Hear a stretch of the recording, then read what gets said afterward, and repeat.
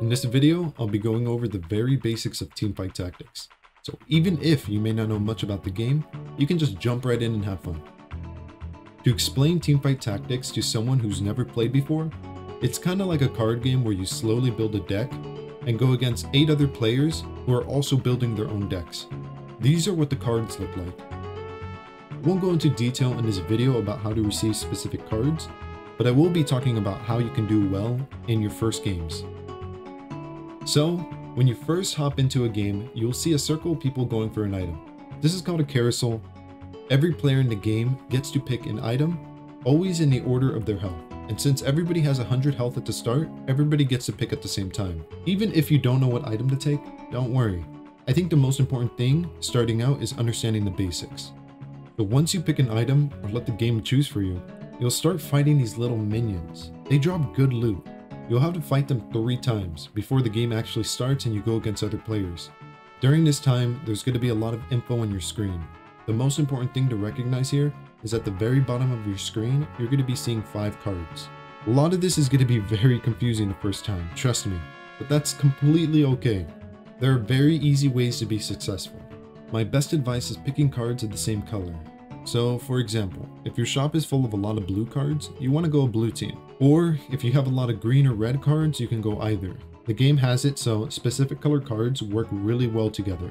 Although you can mix and match these colors, if you don't really know what you're doing, I wouldn't recommend this, as your team is most likely going to be stronger going a specific color.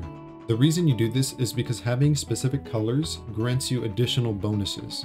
This is important because no matter what stage you are in the game, you have an end goal in sight.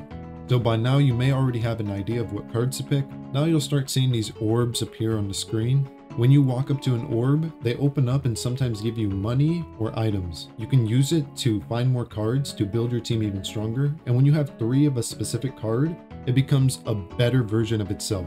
This can happen again to make a gold version, but this requires having 9 of the exact same card. Because every 10 gold you save, you gain 1 extra gold every turn. But this only works up to 50 gold. So what I tend to do is I save my gold to 50, and any extra gold past 50 I spend it because I want to receive that 5 extra gold every single turn. So now that you may know what team you're going and how to spend your money, you need to know where to put your team. This number on each unit is very important.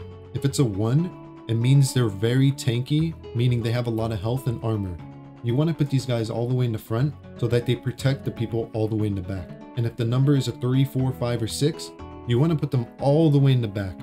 The reason you do this is because they can attack people all the way in the front and they generally die last, so they end up dealing the most damage. So once you figured out where to put your people, you should be piling a bunch of items or having already made an item yourself. And honestly, items are really confusing. Each item can be combined with other items to make complete items which have unique effects, but honestly, this is the part that is the hardest. So, if you hover over each of the items, you'll see a list of what it can make. And if you hover over what it can make, you can read each effect that it gives. Personally, items that give you better defense are better on people in the front so that they can survive longer and protect the people in the back. And items that do more damage are better on people who survive the longest and do the most damage, so usually people in the back. But another thing about items is that there are physical items and there are magical items.